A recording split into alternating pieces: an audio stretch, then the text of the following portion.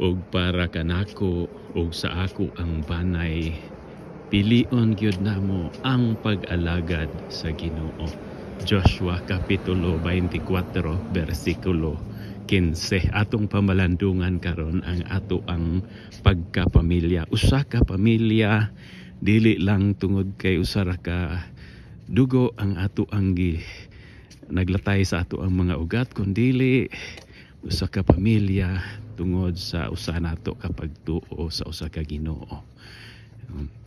Si Joshua mauto ang military leader nga mingpuli kang Moses human siya ning panaw dito sa Moab.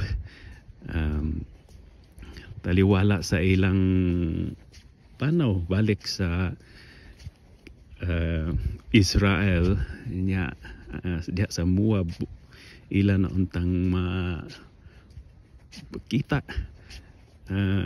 sa distansya ang yuta sa Israel apan kabugtuan namatay na si Moises mo na si Joshua mo ay puli ug iyang gideklarar nga kitang tanan yun ako ug ang tibuok banay sa Israel kinahanglan mo pili ta nga ang Dios ang atong alagaran kay aron makaabot gyud ta sa atong paingnan atong destinasyon nga mao ang yutang gisaad sa Ginoo alang kanato nga mao ang Israel. Ito nga napili gyud nila ang tanan nga mga kaaway nga ming babag sa ilang dan ug ming abot gyud sila ngadto sa Israel ang yuta nga gisaad sa Ginoo.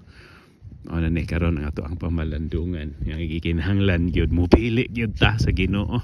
Kay kung mupili gyud ta sa mga Diyos diha, mupili gyud ta, kung mupili lang ta sa mga tradisyon nga dili nato mabati masinati ang presensya sa Ginoo diha sa ato ang kinabuhi, diha sulod sa ato ang pamilya.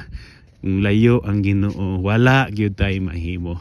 Kung gusto tang magmalampuson, kung gusto ta nga maduol sa Ginoo, pilion gyud nato ang Ginoo. Dili ang sala, dili ang kalibutan, dili ang yawa.